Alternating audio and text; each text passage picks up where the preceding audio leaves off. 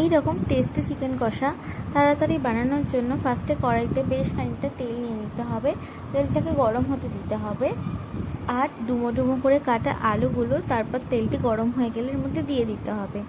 দিয়ে একটু হলুদ গুঁড়ো দিয়ে বেশ করে নাড়াচাড়া করে যতক্ষণ না লাল লাল হচ্ছে ততক্ষণ ওয়েট করতে হবে। তারপরে ধুয়ে রাখা মাংসটিকে ভালো করে জল ছড়িয়ে নিতে হবে।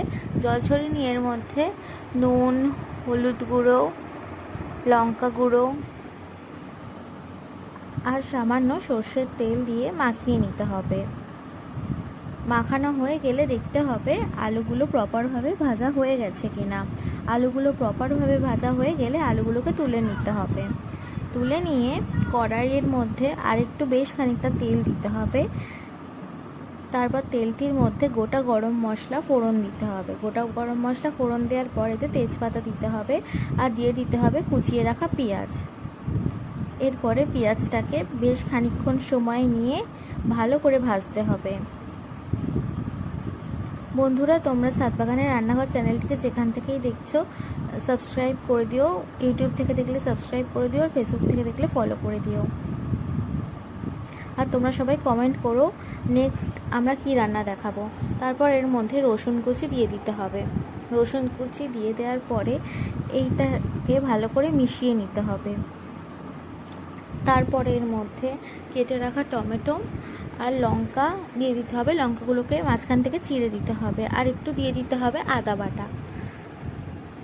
এইগুলো দিয়ে দেওয়ার পর এর মধ্যে হলুদ গুঁড়ো, লঙ্কা গুঁড়ো আর নুন দিয়ে দিতে হবে। দেওয়ার পরে ভালো করে মিক্সড করে নিতে হবে। আপনারা যে যেরকম ঝাল খান সেরকম পরিমাণেই দেবেন। তারপরে এই মশলাটা যতক্ষণ না হচ্ছে ভালো করে মিক্সড করে নেওয়ার পর এতে মাংসগুলো দিয়ে দিতে হবে। দিয়ে ভালো করে মিক্সড করে নিতে হবে। নিয়ে কিছুক্ষণ কষতে দিতে হবে।